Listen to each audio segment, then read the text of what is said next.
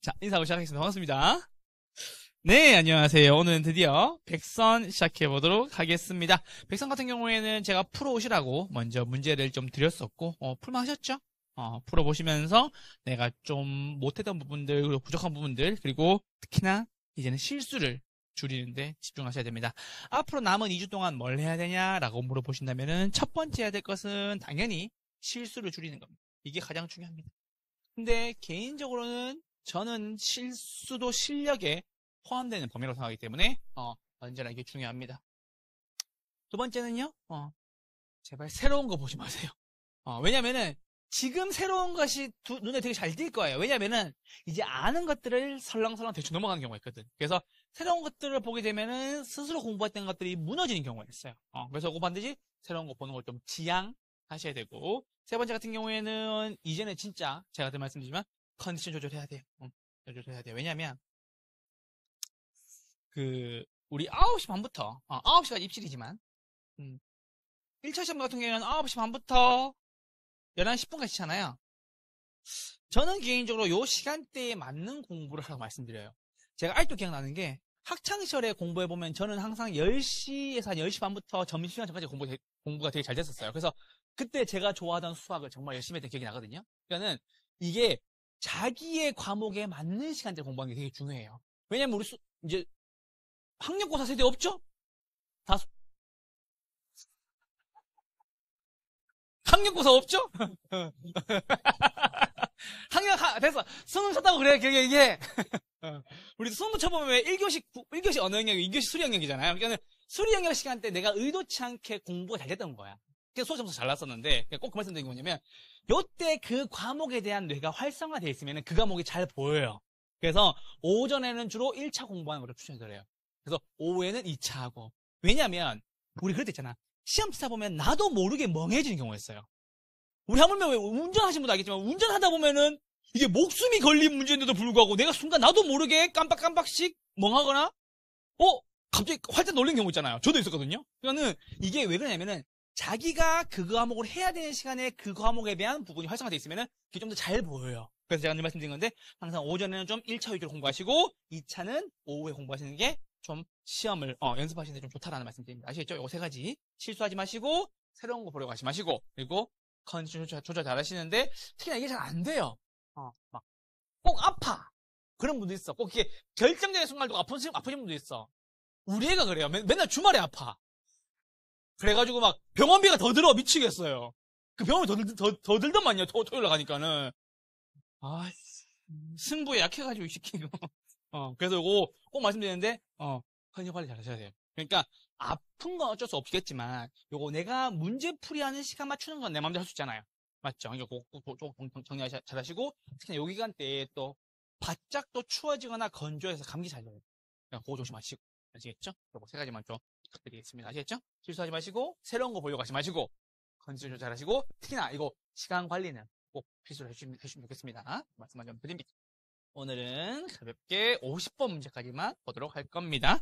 자, 1번 넘어오시죠. 9월, 10월이 되면 개론쌤은 기분이 별로 안 좋습니다. 기분이 별로 안 좋아요. 여러분들하고 다르게 안 좋아요. 여러분 시험 치러 가서 안 좋죠. 저는 여러분들과 헤어짐을 준비하는 시간이 9월, 10월이거든. 그래서 좀 마음이 그래요. 제가 지난주에 아니지, 이제 지난주에 이제 추석 전에 이제 야간반하고 이제 그 페어웨어를 고했는데, 와.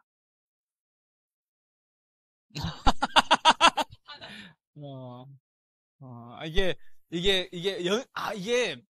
웃긴 게 아무리 연습을 해도 안 돼요. 아무리 연습을 해도 안 되고, 그 마지막에 그 인사를 할 때는 항상 이렇게 마음이 좀 울컥해요. 사실 다음 주 걱정이에요. 다음 주 걱정이에요.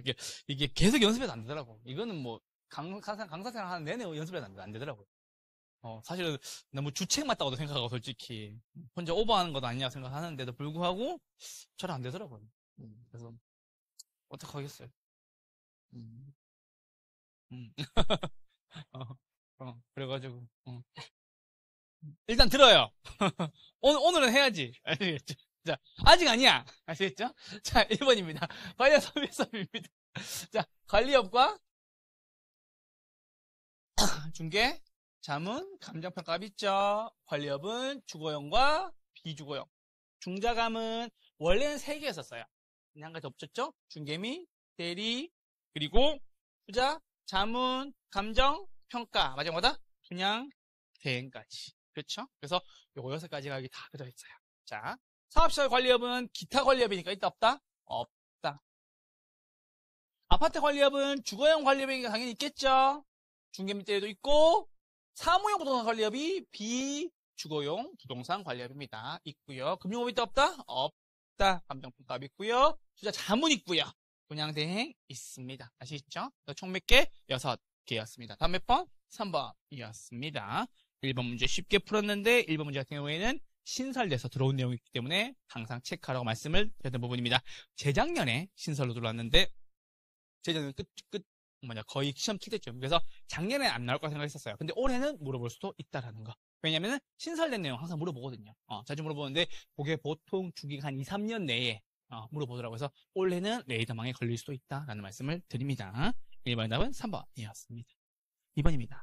토지 관련 용어에 대한 설명을 틀린 것을 골라라라고 나왔습니다. 토지 용어 정리 같은 경우에는 거의 문제가 무조건 나온다고 보시면 됩니다. 그래서 문제 무조건 나오는 것들은 대부분 보셔야 됩니다. 자, 1번입니다. 나질한 토지의 건물이나 그 밖의 작물이 없고 지상권 등의 사용 수익을 제한하는 사법상 권리가 없는 것을 말한다. 맞습니까?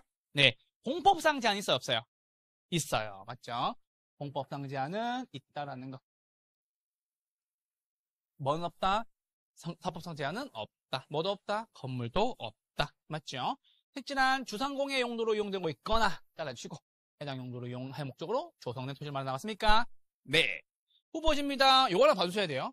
그러니까는 교수님 무슨 차이예요? 라고 물어보신다면은 요 후보지는 법률에 나와 있는 내용이기도 해요. 그래서 보세요. 인근 지역의 주위 환경 등의 사정으로 보아 현재 용도에서 장래 택지 등의 다른 용도의 전환이 객관적으로 예상된 토지를 뭐라고 얘기한다? 후보지라고 얘기한다. 됐죠? 자, 토지적 공부에 등록된 토지입니다. 맞죠? 물에 침식되어 수면 밑으로 잠겼습니다. 무슨지? 호락지. 됐죠? 다음 몇 번? 4번이었습니다. 자, 빈지는 법지랑 두 개를 비교해야 돼요. 맞죠? 빈지와 법지. 빈지는 바닷가로서 소유권이 있다 없다? 없다. 활용실이 있다 없다? 있다. 법지는 경사면 토지로서 윗집계 소유권이죠? 소유권이 있다 없다? 있다. 활용실이 있다 없다? 없다. 요거 두 개 구분하시면 됩니다. 이번의 답은 4번이었습니다. 자, 특수토지나 이것도 안에 두셔야 돼요. 이게 감정평가사에 관한 법률에서 나온 내용이거든요. 그래서 특수하고 거래사를 희소하여 시장가치 측정이 어려운 토지를 말한다라는 겁니다. 이번의 답은 4번이었습니다. 3번으로 넘어오시죠. 자, 최근에 이제 주택 용어에 대한 내용 등이 좀 확장되면서 특히나 주택법에서의 주택 용어들이 조금 더 많이 나오는 추세입니다. 이거 넣어놓은 문제예요. 자, 다중주택이죠. 누가 살아요? 학생과 직장인. 맞죠? 장기간 거주할 수 있는 것은 맞고 독립된 주거 형태가 아니다라는 겁니다. 여기까지만 체크. 독립된 주거 형태가 아니다라는 것은 뭐는 있고 욕실은 씻는 건 오케이. 지금 오케이. 욕실은 실별로 있지만 취사시설은 그렇지 아니하다. 맞죠? 기억나시죠? 그래서 뭐다? 욕실은 실별로 있지만 취사시설은 있을 수도 있고 없을 수도 있다라는 거. 이게 독립된 주거 형태가 아니다라는 겁니다. 됐죠? 한계동의 주택으로서는 뭐다? 바닥 면적 합계. 요거 하나만 체크. 바닥 면적 합계가 얼마? 660제곱미터 이하이고. 맞죠? 요거 힘드신 분들은 200평이라고 외우시면 훨씬 더 쉽습니다. 아시겠죠? 그거를 환산해 놓은 거라서. 주택으로서는 총선 몇 개? 3계층 이하인 주택. 3층 아닙니다. 아시겠죠? 3층은 네가 사는 곳이 3층이고. 맞죠? 3계층은 건물의 층수의 개수를 의미를 하는 겁니다. 됐죠? 대강해 주시면 됩니다. 자, 2번입니다. 임대형 기숙사입니다. 맞죠? 자, 땅은 다 됐고 무엇으로? 임대 목적으로 주는 실이 몇 개? 20개 이상. 뭐와 비교해야 된다? 가, 9주택. 몇 세대 이하? 19세대 이하. 맞죠? 요거 두 개랑 구분해 주시면 됩니다. 됐죠? 자, 그리고 하나 더 하죠. 1번 잠깐 몰아보세요. 다중주택은 누가 살죠? 학생과 직장인이 살죠. 일반 기숙사에 누가 살아요? 누구? 학생과 종업원. 맞죠? 자, 특징이 있어요. 일반 기숙사는 사람도 나오고, 뭐도 나와야 돼요? 장소도 나와야 되겠죠? 어디에? 학교 또는 공장. 여기까지가 체크. 그래서 요거 두 개가 먹이감. 아시겠죠? 그래서 보세요. 다중주택에다가 학생이나 종업원을 넣는 경우도 있고, 그렇죠? 임대형 기숙사에다가 식구실 넣는 경우도 있고, 아시겠죠? 근데 우리는 이것 때문에 헷갈릴 필요가 없죠? 다가 9주택이니까 몇 세대? 19세대 이하. 맞죠? 임대형 기숙사는 뭐다? 20. 됐죠? 오케이? 그래서 제가 한때 막 그런 막 했었어, 막. 18은 학자, 19는 다가구, 20은 임대형 기숙사. 괜찮죠? 내년에 써먹을 거예요. 내년에 다시 와요. 암기 코드 드릴게요. 아니야, 그건 아니야? 그건 아니야? 됐어? 우리의 인연은 한 해가 끝이야? 알겠어요. 그래, 빨리 가세요. 빨리. 밖에서 만나야 반가워, 밖에서 만나야. 이렇게 가끔 이렇게 이렇게 제자님들 이렇게 밖에서 이렇게 저희 동네에 많이 하시거든요? 사당에 나서서 보면 어머 하고 뭐 커피 주고 막 그래요. 밖에서 만나야 반가워. 강의에서 보면 막 슬퍼 막 눈을 피하더라고 막 어떤 분들은 막 눈을 피하더라고. 아시겠죠? 그러지 말고 아시겠죠? 밖에서 봬요. 자, 토지 임대부 분양주택입니다. 이건 쉽죠? 토지는 누구한테? 건설 사업을 시행하는 자. 맞죠? 건축물 및 공리서를 뭐다? 분양받은 자가 가진다라는 거. 요거나 조심합시다. 자, 장수명 주택입니다. 요거 잘 보셔야 돼요. 자, 내구성은 있는데 요거 이렇게 나왔다고. 내부 구조 쉽게 변경할 수 있다 없다? 있다. 요렇게 보시. 있는. 요렇게 하나 조심하셔야 됩니다. 다음 몇 번? 4번이었습니다. 그러니까 장수명 주택 포인트 두 가지예요. 내구성도 있어. 내구성도 있어. 뭐도 있다. 변경도 쉽게 가능하다. 아시겠죠?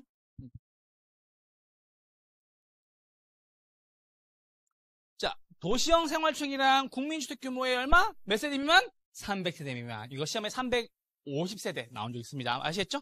이거 스파르타 기억나잖아. 그쵸? 도생 살다가 뛰어나오는 거지. 페르시아 싸우러 아시겠죠? 단지형 연립, 단지형 다세대, 개정됐죠? 아파트형 주택이 있다라는 거. 아시겠죠? 3번이다 몇 번? 4번이었습니다. 자, 학개론의 가장 전통적이자 가장 자주 나왔던 문제이기도 하죠. 법경기. 맞죠? 언제나 법경기. 자, 이쪽으로 오시죠.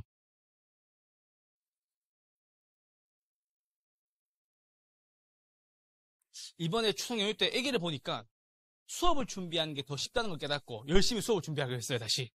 네. 와이프한테는 비밀이지만 와이프한테는 요즘에 좀 어깨가 좀 힘들어서 좀 열심히 준비해야 될 것 같아 라고 얘기하고 열심히 수업 준비했어요. 그래서 여러분은 못 볼 테지만 아시겠죠? 요즘 손목이 아프잖아. 손목이 아파가지고 붙인 거란 말이에요. 알아니요. 관심이 없어요, 우리 왜 서로. 내가 그때 머리 한 거 맞춰줬는데, 그때 머리 했었을 때, 앞머리 자르고 왔었을 때. 맞죠? 근데 왜 관심이 없어요? 손목 아파 죽겠는데, 지금. 그래요? 알았어요. 고마워요. 알았어. 표현을 못했을 뿐이에요? 알겠어요. 비진이 표시 표현 안 하니까 모르잖아요. 됐죠? 자, 이제 오세요. 됐어. 자, 세 가지의 법경기. 자, 법률적 협의와 광의. 됐죠? 토지 및 그 정착물. 토지 및 그 정착물 받고 준 부동산. 경제 개념입니다. 자, 산, 자, 본, 생산요소, 소비재, 상품. 시온 나오는 것을 다 찍으시면 됩니다. 아시겠죠? 이것만 좀 조심하라고. 어차피 돈이잖아, 돈. 맞죠? 기술적 개념 뭐가 같고, 물리적 개념과 같고, 환경, 자연, 위치, 공간. 얘를 조심하셔야 되겠죠? 자, 연이라는 거. 아시겠죠? 이거 보시면 됩니다. 자, 법률적, 경제적, 기술적 개념으로 분류할 때, 경제적 개념과 기술적 개념을 찾아라라고 나왔습니다. 맞죠? 자, 기획은 뭐다? 법률적. 리은은? 자동차. 뭐예요? 법경기 중에. 법. 광해 부동산이니까. 하시면 어떡해요? 불러주셔야지. 자, 자산. 경. 생산요소. 경. 시험 보이잖아. 자연, 기, 환경, 기, 선박, 법. 옛날에 이거 풀어주다가 어느 보자. 그럼 시옷이잖아요. 경제적이래. 미안해요. 우리 이럴 거예요 지금? 지금 추석 지나서 감이 좀 떨어진 거야? 그러면 안 된다고 아시겠죠? 뭐다? 선박은 준부동산이니까 뭐다? 법. 상품은 경. 됐죠? 이렇게 보시면 됩니다. 그래서 경제경 몇 개? 디귿, 리을, 이응. 맞죠? 그리고 길수게 뭐다? 미음과 비읍이었습니다. 다음 몇 번? 5번이었습니다. 보세요. 4번의 답은 5번이었습니다. 자, 5번에 넘어오시죠. 자.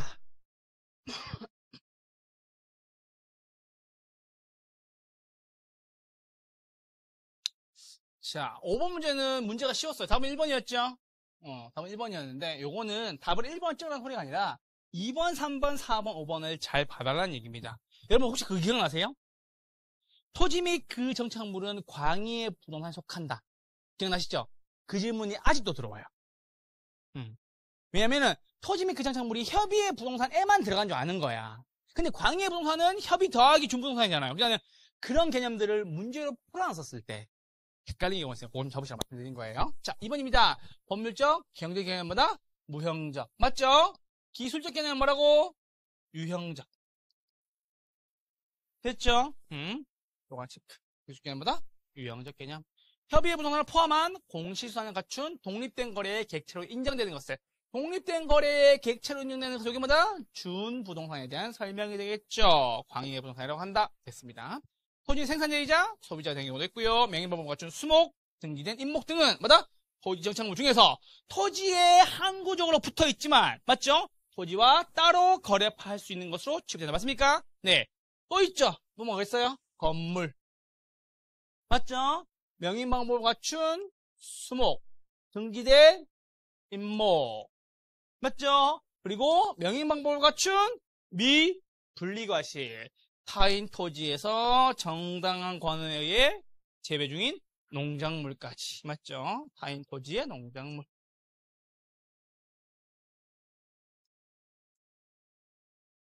맞죠? 뭐다? 땅에 붙어 있지만, 맞죠? 땅과 다르게 따로 떨어져서 거래할 수 있다라는 겁니다. 5번이다 몇 번? 1번이었습니다. 자, 6번입니다. 요거 혹시나 물어볼 수 있을 것 같아서 좀 걱정이 됩니다. 사실 이건 등기법에 관한 내용인데 학교론에서 작년부터 물어보기 시작하더라고요. 그래서 좀 불안해요, 사실은. 자, 요거 하나 보고 가세요, 그냥. 이거 제가 지난주에 건어물 해줬다가 좋아하시던데 와이프는 끝까지 하지 말래요. 오빠가 쪽팔린다고 하지 말래요. 자, 건어물 맞죠? 건어물 맞죠? 맞죠? 자동차 집에 있죠? 항공기 집에 있어요? 없어요? 집에 비행기가 없어요? 그럼 서울까지 못 타고 가요? 김포공항 갈 때 갔지 않아요, 보통? 청주공항에서 떠서 가는 거 아니에요, 보통? 비행기가 집에 없어요? 있다고 해요, 아시겠죠?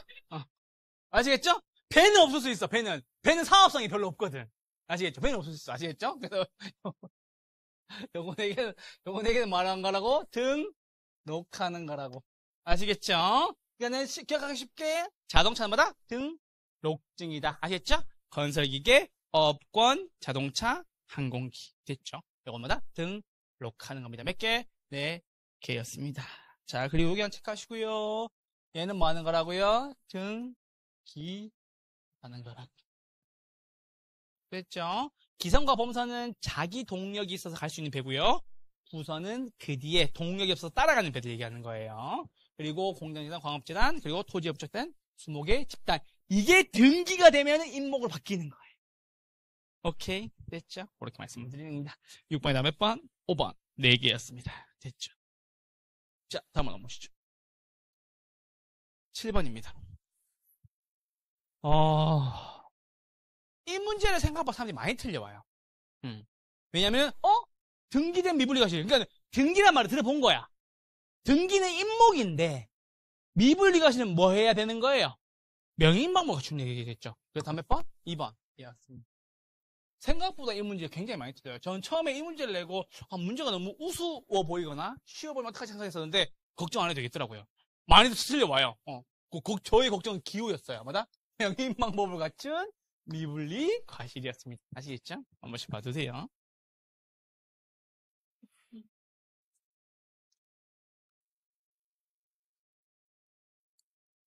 자, 8번입니다. 자, 8번 문제가 나왔을 때 해야 될 첫 번째 것은 문제를 읽는 것이 아니에요. 그죠? A를 체크하시고. 자, A가 먼저 봅시다. 아파트 매매의 수요의 가격 탄력성 정도입니다. 자, 아파트 매매의 수요의 가격 탄력성 정도를 기억이라고 얘기합니다. 됐죠? 이렇게 잡아 나갑니다. 자, 아파트니까는 뭐다? 가격의 변화율 분해. 맞죠? 수요량의 변화율이죠? 맞죠? 아파트 가격 얼마? 10% 하락할 때. 맞죠? 떨어졌으니까 수요는 무조건 늘어나겠지. 맞죠? 아파트 수요량 보는 거니까. 아파트 수요량 얼마? 5% 증가했다. 얼마? 0.5. 1번 작죠? 탄력, 비탄력? 비탄력. 그렇지. 이렇게 푸시는 게 더 좋다고 아시겠죠? 자, B 넘어와 볼게요. 오피스텔 매매 수요의 교차 탄력성. 오케이. 수요의 교차 탄력성. 오피스텔 수요의 교탄이니까. 맞죠? 다른 재화의 가격 얼마? 아파트. 맞죠? 10% 떨어졌고. 맞죠? 그럼 오피스텔 수요가 나와야 되겠네요. 얼마? 오피스텔 수요 얼마? 7% 감소하였다. 맞죠? 마이너스일 때 마이너스죠? 그럼 값은 플러스 나오겠네요. 0.7. 맞죠? 자, 플러스예요, 마이너스예요? 플러스죠? 맞죠? 자, 대. 플러스면 대체제. 답은 몇 번? 1번. 이었습니다. 이렇게 보시면. 아시겠죠? 그러니까 중요한 게 뭐냐면, 계산 문제나 이렇게 A, B, C 나오는 계산 문제들은 우리 A를 잡아내서 뽑아내는 것이 훨씬 더 보기가 쉬워요. 이거를 읽으면은 어떻게 보면 좀 시간 낭비일 수도 있어. 근데 왜 그러냐면은 읽고 나니 남는 게 없어서 그래요. 읽고 난 뒤에 A 왔어요. 기억나요? 안 난다고. 그럼 A 보고 난 뒤에 다시 또 올라가야 된다고. 아시겠죠? 그래서 오늘 A를 먼저 보고 A가 뭐였지라고 체크하시고 요렇게 보시는 거. 아시겠죠? B도 요렇게. C는 대체되니까 플러스네. 이렇게 풀어준다는 거 아시겠죠? 그래서 보다 A, B, C 나오고 계산 문제랑 섞어놓은 문제는 A, B, C를 먼저 뽑아내서 정보를 보시는 게 더 편리하다라는 겁니다. 아시겠죠? 특히나 계산 문제는 숫자의 구조 때문에라도 역순으로 푸시는 것이 되게 유리할 때가 많아요. 아시겠죠? 말씀을 드립니다. 8번 답은 1번이었습니다. 자, 9번입니다. 최근에 조금 문제가 변형돼서 들어온 게 있어요. 이쪽 잠깐 보세요. 자, 우리가 원래 배웠던 것 중에서 여기 있었죠. 수요 증가, 수요 감소, 혹은 이건 잘 안 나오지만 공급 증가, 혹은 공급 감소. 맞죠? 수요 증가하면 곡선 어디로 가요? 우측으로. 감소하면요? 좌측으로. 공급 증가해도 우측, 공급 감소해도 좌측. 똑같아요. 맞죠? 그래서 수요 증가하는 것은 소선예대 보이고로 했었을 거고, 공급의 증가 감소는 건축 기술이나 건축업체의 수, 인건비, 생산비 등의 상식적으로 풀었어요. 근데 최근에는 어떤 문제가 나오냐면은 균형 가격을 상승시키는 요인을 골라라 라는 문제로 나와요. 자, 한번 보세요. 균형 가격을 상승시키는 요인을 골라라 라고 얘기하면 여러분들이 하셔야 될 게 있어요. 두 가지를 쓰셔야 돼요. 자, 상승시키는 뭐? 수요 증가. 됐죠? 공급 측면에서는요. 공급 감소. 됐죠? 그러면 균형 가격 상승, 균형 가격 상승. 이렇게.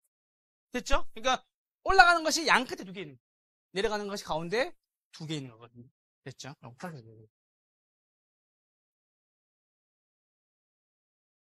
됐죠? 그래서 균형 가격 하락한 요인을 골라라 라고 하면 수요와 감소하거나 공급이 증가하는 것까지 체크. 됐죠? 그래서 문제가 형태가 바뀌어서 나올 수 있다는 점 알고 계셔야 돼요. 아시겠죠? 수요 증가로만 물어보면 그나마 좀 쉬운데 혹시나 균형 가격의 하락이라고 물어본다면은 원인이 두 개로 바뀌는 거예요. 아시겠죠?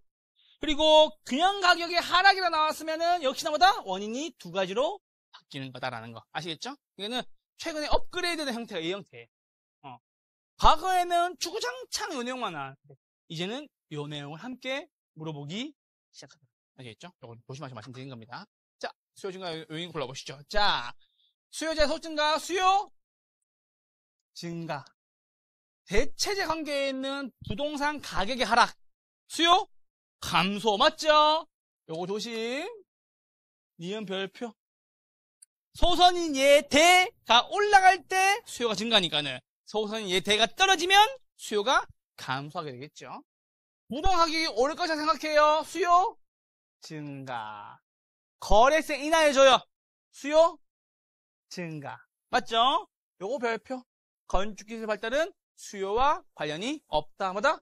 공급 증가다. 라고 바뀌는 겁니다. 됐죠?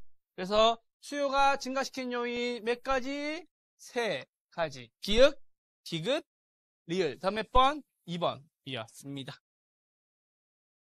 그리고 하나만 더 말씀드리면, 만약에 이 문제가 균형 가격을 하락시키는 요인을 골라라 라고 나온다면 답은요, 니은과 뭐다? 미음. 이렇게 바뀔 수도 있다는 거. 아시겠죠? 제가 사실은 요거 두 개를 냈다가 한 개를 줄인 거예요. 왜냐면 어렵다 오늘 길 가봐 또. 왜냐면은 이 문제에다 이걸 붙여버리면 시간이 되게 오래 걸려요. 아시겠죠? 그래서 하나 체크해주세요. 균형 가격을 하락시킨 요인, 수요 감소와 공급의 증가라는. 한 번쯤 또 물어볼 수 있겠다는 생각이 들어서 말씀드리는 겁니다. 9번의 답은 2번이었습니다. 10번 넘으시죠. 자. 거미 지문을 딱 뜨면 수발 기억하시면 되죠? 수발. 자, 그 전에 원칙을 잘 배우셔야 되는 게 원래는 기울기로 푸는 것이 원칙입니다. 기울기 어떻게 구하죠? Q 앞에 있는 숫자를 P 앞에 있는 숫자로 나눠서 구하시면 됩니다. 맞죠? 반면에 탄력성 써도 되는데 역수로 쓰시면 되죠? P 앞에 있는 숫자를 Q 앞에 있는 숫자로 나눠서 구하시면 됩니다. 좀 덥지 않나요? 네. 제가 킬게요. 좀 더워가지고. 예.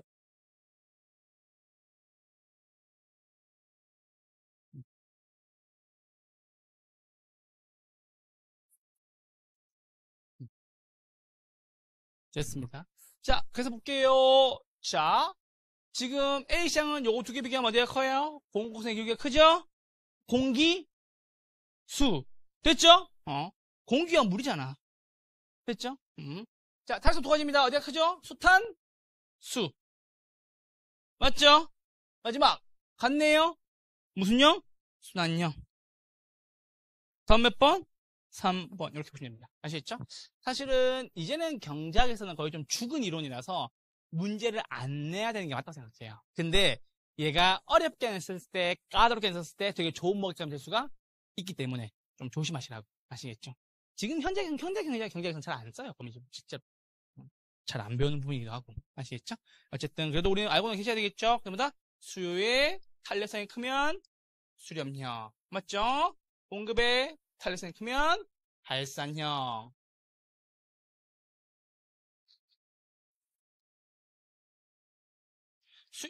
공급의 기울기가 크면 수렴형. 수요의 기울기가 크면 발산형. 아시겠죠?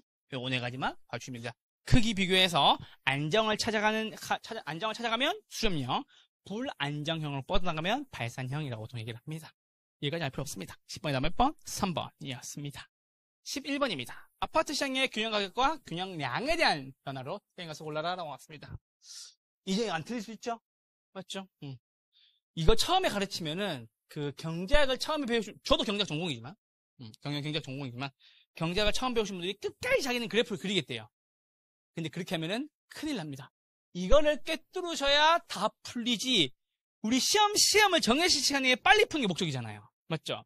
물론 그렇게 푸셔도 되지만 웬만하면은 자꾸 따라오시면 됩니다. 자, 첫 번째입니다. 수요와 공급을 비교해서 큰 것만 체크해 둔다. 맞죠? 이게 첫 번째 원칙.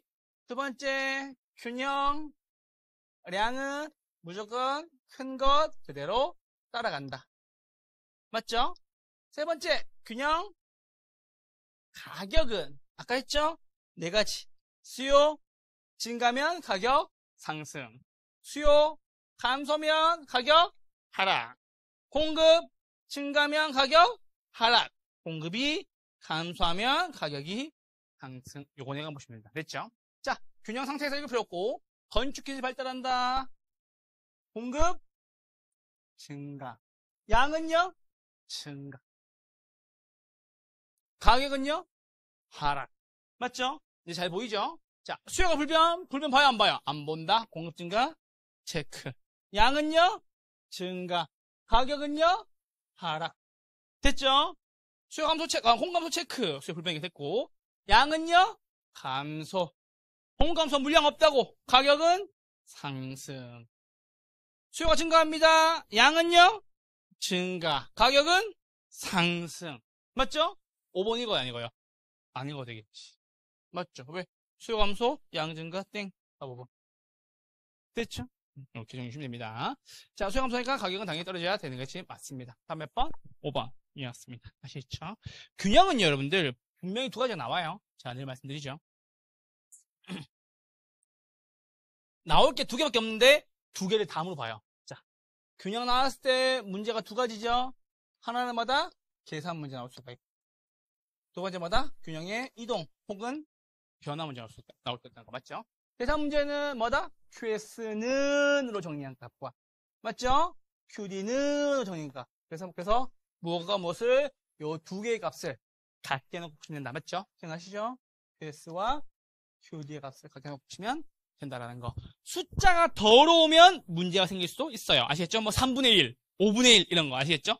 그거 조심해 주시고 QS는 앞에 뭐 3 있으면 요거 3으로 나눠주신다는 거 알고 계시죠? 그래서 QS는 정리하시는 거 아시겠죠? 요거만 조심하시면 되겠고 아까 방금 말씀드렸던 이동 문제는 세 가지 원칙입니다. 맞죠? 두 개 비교해서 큰 것만 보고 양은 큰 것 그대로 따라가고 균형 가격은 수요 증가면 상승, 수요 감소면 하락, 공급 증가면 하락, 공급 감소면 상승하는 거. 요거 네 가지 원칙만 잘 지켜주세요. 11번 다음 몇 번? 5번이었습니다. 자, 12번. 자, 저량의 경제 변수는 모두 몇 개인가? 라고 나왔습니다.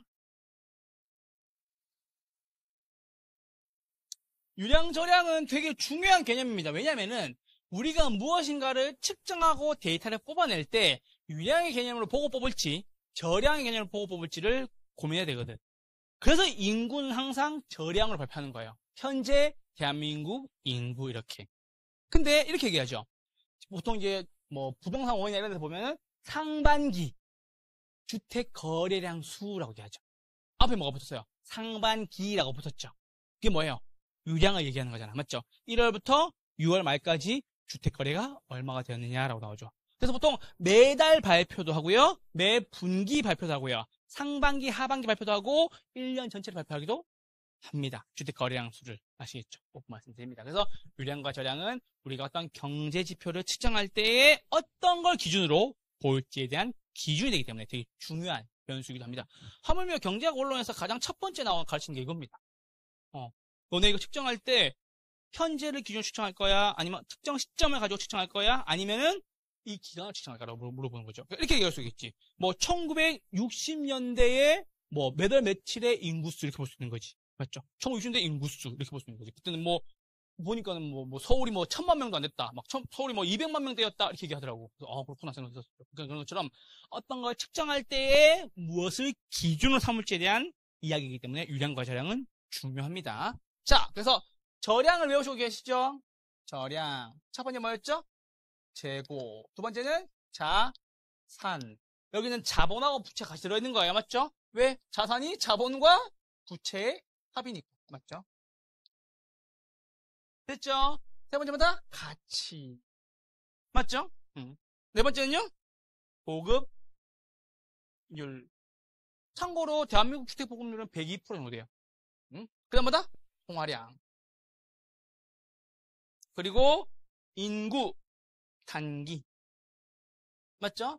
제자가 보통 단위인. 맞죠? 인구 먼저 썼습니다. 자, 단기 여기다가마다 매각 현금 흐름도 하나 알고 계시죠? 매각 현금 흐름.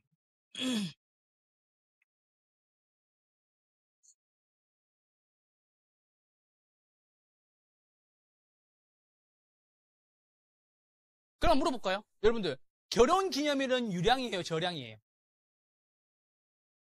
저량이죠. 전 2025년 4월 5일이에요. 2025년 4월 5일이에요. 그러니까 날짜를 탁 집어서 얘기하는 건 저량이에요. 결혼기념일 언제예요? 저량이에요. 생일은요? 저량이에요. 제 생일이 7월 30일이거든요. 저량이에요. 근데 기간이 필요한 거죠. 기간이 필요한 거. 기간이 필요한 거. 초등학교는 몇 년 다녀야 돼요? 6년 동안. 맞죠? 유량이 되겠지. 그것처럼 기간은 유량, 시점은 저량. 아시겠죠? 그래서 되게 중요한 내용인 거예요. 왜 물어보시라고. 교수님 유량전을 왜 배우냐고. 아시겠죠? 여쭤보세요. 자, 저량의 경제변수를 모두 골라라라고 나왔습니다. 통화량은 저량 맞습니까? 네. 자, 신규주택. 시점에서 공급해요? 기간이 필요해요? 기간이 필요하죠? 맞죠? 왜? 새 집이니까. 이게 만약에 재고주택이면 저량. 신규이기 때문에 유량. 조심하셔야 돼요. 아시겠죠? 자본은 저량. 재고는 저량. 보급률도 저량. 영업현금 수지는 영업하는 동안이죠. 맞죠? 보통 1년 동안을 이야기를 하는 거니까. 뭐다? 유량이 되겠습니다. 맞죠? 저량 경제 변수 몇 개? 네, 개였습니다. 답은 3번이었습니다. 됐죠? 자, 13번입니다. 기본에 충실하세요, 기본에. 제가 기본에 충실하라고 그렇게 얘기를 했는데,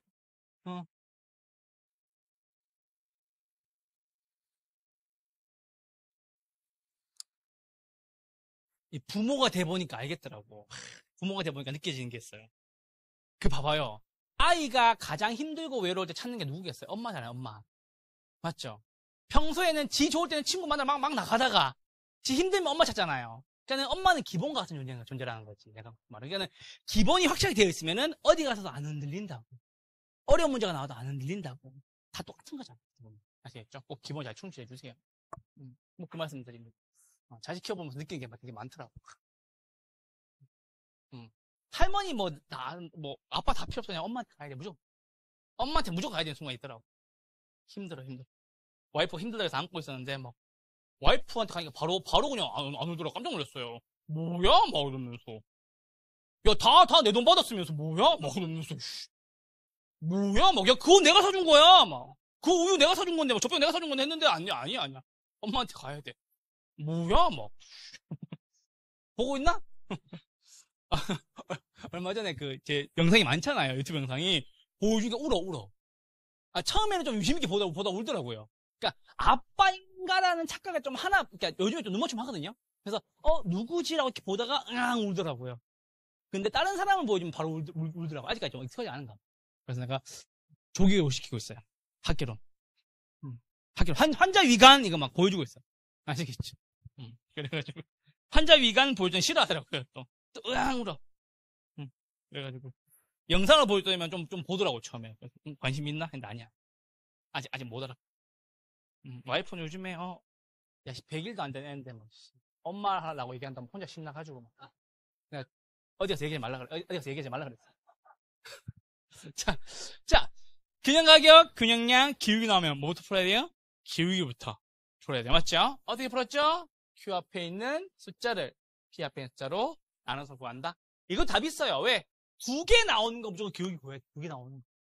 1개 나오는 거 기울기 구해서 변화를 물어볼 수 없을 거 아니에요. 얘는 그냥 1이 1개밖에 없으니까는. 근데 얘는 뭐다? QS1이 QS 바뀌었잖아. 맞죠? Q 앞에 숫자 얼마? 1. Q 앞에 숫자 얼마? 1. 1분의 1이니까 얼마? 1. 맞죠? Q 앞에 숫자 얼마? 1. Q 앞에 숫자 얼마? 3. 1이 3분의 1로 변했네요. 맞죠? 얼만큼? 3분의 2만큼 감소했다. 요렇게라도 풀라고. 아시겠죠? 자, 요거는 제가 숫자 장난 안 쳐서 문제가 되게 쉬워요. 자, 아주 보시죠. 보고 바로 풀게요. QS 얼마? 20 플러스 P. QD 얼마? 180 마이너스 P. 맞죠? 넘어가면 얼마? 2P는 넘어오면 160이 되겠고. P 값은 얼마? 80. Q 값은 얼마? 100. 됐죠? 자, 두 번째입니다. Q에서 얼마? 20 플러스 3P는 얼마? 180 마이너스 P. 넘어가면 4P는 얼마? 160. P 값은 얼마? 40. Q 값은 얼마? 140. 됐죠? 가격은 40. 감소. 맞죠? 40만큼 하락하고 양은 얼만큼? 40만큼 증가했다. 하락 증가. 다음 몇 번? 1번. 있습니다. 그래서 균형 문제는 두 문제 무조건 나오는데 거의 푸셔야 됩니다. 아시겠죠? 꼭 그 말씀을 드립니다. 13번이 다음 몇 번? 1번. 자, 14번입니다. 그러니까 이제는 숫자를 얼마나 치사하게 안 주느냐에 대한 싸움이지 숫자만 쉽게 준다면 문제를 맞추기 쉽죠? 그래서 13번과 14번을 숫자를 쉽게 준 겁니다. 됐죠? 봐봐, 이제 뭔 말인지 안다니까. 수요의 가격, 탄력성. 얼마 나왔어요? 2. 맞죠? 수요의 소득, 탄력성. 얼마 나왔어요? 3. 맞죠? 수요의 교차, 탄력성. 얼마 나왔어요? 2 나왔죠. 맞죠? 자, 그럼 이제 여기서 쓰고 문제를 읽어봅시다. 요것도 읽는 팁이 좀 있어. 뭐가 있냐면 이거 물어보잖아요. 맞죠? 그럼 느껴야 돼요. 짠짠 짠. 이거의 합을 물어보겠네. 맞죠? 감 잡았죠 지금? 그러면은 이 문제에서 반드시 줘야 될 내용은 분모겠죠. 맞죠? 아파트 가격 얼마? 4% 상승. 무조건 떨어져야 되겠네요. 몇 프로? 8%. 맞죠? 그 다음 뭐다? 소득 얼마? 3% 상승. 플러스 3이네요. 무슨 제? 정상제. 돈 버니까 사 먹어야 되겠네요. 얼만큼? 9%만큼. 됐죠? 마지막 오피스텔 가격이 얼마? 2% 상승했습니다. 플러스네요. 무슨 제? 대체제. 오피스텔 가격이 올라가니까는 오피스텔 안 사고 뭐 사요? 아파트 사겠죠? 얼만큼? 4%만큼. 맞죠? 마이너스 8 더하기 9 더하기 2, 4. 이렇게 하시면 되겠네요. 맞죠? 그럼 얼마? 5% 증가. 이렇게 정리하시면 됩니다. 3 몇 번? 2번. 그러니까 숫자만 깔끔하게 나오면 풀 수 있겠죠? 맞죠? 미안해요. 제가 내년, 손목 괜찮아. 부서지면 어때? 그럼 내년에는 분필 사오려고요, 제가 그냥. 한 통 사서 그냥 갖고 오려고요. 아시겠죠? 그 분필 상한제 때문에 힘들어요. 분필 이용 상한제 때문에 힘들어. 아시겠죠? 자, 14번이나 몇 번? 2번. 이었습니다. 왜냐면, 이 분필 되게 좋은 분필이에요. 예, 하코로모라는 분필인데, 원래 이게 일본 건데, 일본의 그 장인분이 돌아가시면서 한국분한테 기술을 넘겨주시면 돌아가셨어요. 그래서 이게 다 국내 생산하는 거예요. 그래서 이게 그 허준희 교수님이라고 되게 이번에 그 필지상 받으신 되게 유명한 수학자 있어요. 그분도 쓰시고 이게 되게 좋아요. 저도 집에서 맨 처음에 강의 연습할 때 집에 요거 한 3분의 1 정도 되는 거 사가지고 막 연습했던 적이 있었거든요. 되게 좋은데 비싸요. 그래서 부러뜨리면 안 되는데 맨날 부러뜨리고 있어요. 비싼데 이거 한 개당 꽤 거기 비싸요 이거. 뭐 몇백 원씩이에요. 한 개당 몇백 원씩이에요. 그래서 이게 가루도 거의 안 날리고요. 가루도 무거워서 다 떨어져요. 가루가 안 날리잖아. 가루가 실제 다 떨어져. 무게감이. 그래갖고 이거 되게 특허가 되게 많이 걸려있는 분이라고 하더라고요. 써보면 되게 부드러워요. 다른 분이랑. 되게 좋아가지고 말씀드립니다. 됐어요? 14번에 몇 번? 2번. 15번입니다. 그건 참고. 그러니까 그런 게 있어요. 이거는 자기만 딱 아는 건데 내가 문제를 막 풀다 보면은 어느 순간 딱 긴장이 딱 풀리는 순간이 있어요. 그럼 그때부터가 진짜 자기 실력인데 이게 오래 걸리는 사람도 있어요. 좀 그런 분도 있지 않나요? 제가 특히나 그래요. 제가 특히나 이렇게 운동할 때 이렇게 워밍업을 좀 많이 해야 되는 스타일이에요. 달리기를 해도 이렇게 몸이 늦게 풀리는 사람 있잖아요. 왜? 누구는 막 5분만 하고 가도 막 잘 풀려. 근데 저는 막 30분씩 1시간씩 해야 돼. 그런 사람 있단 말이야. 근데 문제도 똑같아요. 문제도 내가 한 2-3문제만 풀어도 그때부터 좋아 푸신 분도 있고 한 10번쯤 가야 겨우 좀 풀 수 있겠다 싶은 분도 있거든. 그런 분들 특히나 그 워밍업에 오래 걸리시는 분들은 저는 그런 방법을 쓰기도 해요. 저는 어떤 방법을 쓰냐면, 그 시험 문제 보잖아요. 그러면은 시험 그 치기 전에 한 두세 문제 앞에서 풀고 있어요, 이미. 그것도 팁이었어요. 저의 팁이었어요. 나름대로의. 아직도 기억나는 게, 제가 그때 4번까지인가 풀고 시험지 받았던 기억이 나요. 9시까지 입실이거든요? 그러면은, 9시, 그때 일찍 들어갔죠? 그때 열리자마자 들어가지고, 6시쯤에 그 앞에 가가지고, 카페에서 공부하다가, 8시 반쯤 들어가가지고, 문제를 한 4-5문제 풀고 있었어요.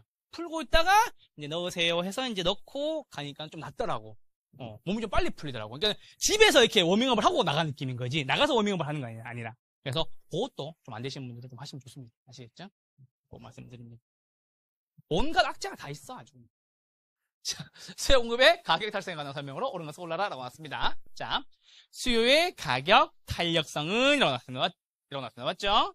자, 따라주시고, 대안 나왔습니다. 앞에 뭐 와야 돼요? 뭐가 와야 되죠? 뭐가 와야 되죠? 뭐다? 가격의 변화율에 대한. 맞죠?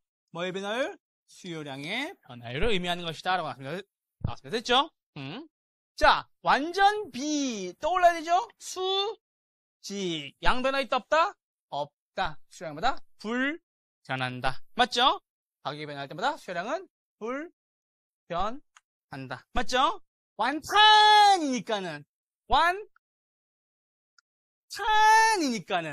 맞죠? 수평이죠? 맞죠? 뭐다? 양은 무한대로 변화하고 가격은 뭐다? 불변한다.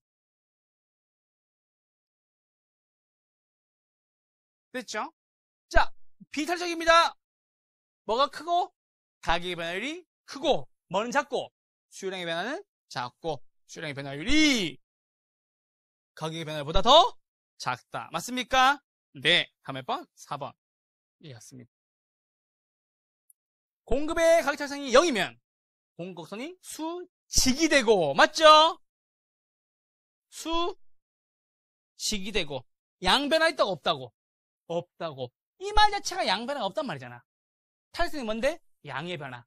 가격이 변할 때 양의 변화 있다고 없다고? 없다고. 수직이 되고, 완전 뭐라고? 비탄력적이 된다. 맞죠?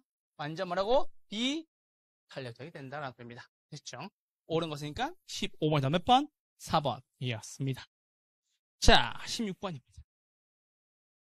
부동산 경기 변동의 각 국면별 특징에 대한 설명으로 틀린 것을 골라라 라고 나왔습니다. 호텔시장입니다. 경기 좋아요, 나빠요? 나쁘죠? 세월이 수상하네요. 맞죠? 매수자 중심. 누구로? 매수자 중심으로 바뀐다. 3 몇 번? 1번이었습니다. 됐죠? 부동산 경기는 상향 후퇴, 하향, 회복시장 순으로 순환한다. 맞습니까? 네. 여기에 안정시장 들어가면 돼요, 안 돼요? 안 돼요. 여러분 이렇게 얘기하잖아요. 나중에 문제 내서 안정시장에 넣으면 다 틀려서 와요. 무슨 말인지 알죠? 경기가 순환의 국면마다 4개예요, 4개. 아시겠죠? 4국면 아시겠죠? 안정시장 들어가면 안 된다. 됐죠? 회복시장 경기 좋아지는 거죠? 누구 중시? 도자 중시. 과거 사례 가격은 하한선. 됐죠? 회복시장은 도하. 맞죠? 안정시장은 불황에 강한 시장으로서. 맞죠? 이거 시험에 호황에 강한 시장이 나와. 뭐 호황에 강해. 조심하셔야 돼요. 불황에 강한 시장의 유형으로서 과거 사례 가격은 신뢰할 수 있는 기준이 된다. 신뢰할 수 있는 기준이 되는 거예요. 아시겠죠? 불황에 강하고 신뢰할 수 있는 기준도 되고 시험 문제에 호황이라고 나온 적도 있고 과거 사례 가격이 신뢰할 수 없다라고 나온 적도 있어요. 아시겠죠? 요즘은 별표 하나만 있어요. 불황에 강하다. 오케이. 과거 사례 가격은 신뢰할 수 있다. 오케이.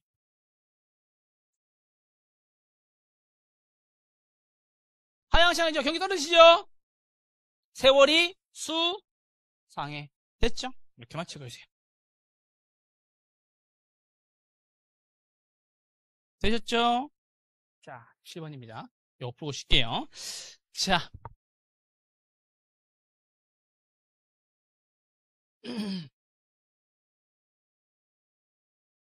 자, 공급 복선의 경우 신규 주택일수록 제대로 공급해요? 제대로 공급 못해요? 못하죠? 탄력, 비탄력? 비탄력. 기준주택이죠? 있는 거 주면 되죠?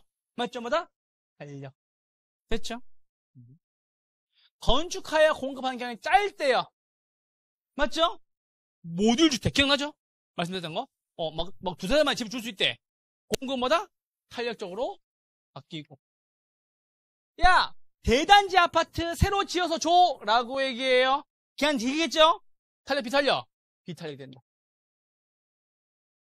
단기 공급의 임대 활성은 장기 공급의 임대 활성보다 비탄력적이다. 맞습니까? 네. 단기에는 뭐라고? 비탄력적. 용도 전환이 잘 안 돼요. 탄력, 비탄력? 비탄력. 왜? 양변화가 작을 거니까. 됐죠? 공급의 소요되는 기간이 길어요. 맞죠? 농산물 같은 거. 탄력, 비탄력? 비탄력적이다. 됐죠? 17번 나오면 몇 번? 3번이었습니다. 이렇게까지 풀고 저희는 잠깐 쉬었다가 18번부터 계속 보도록 하겠습니다. 잠깐만 쉴게요.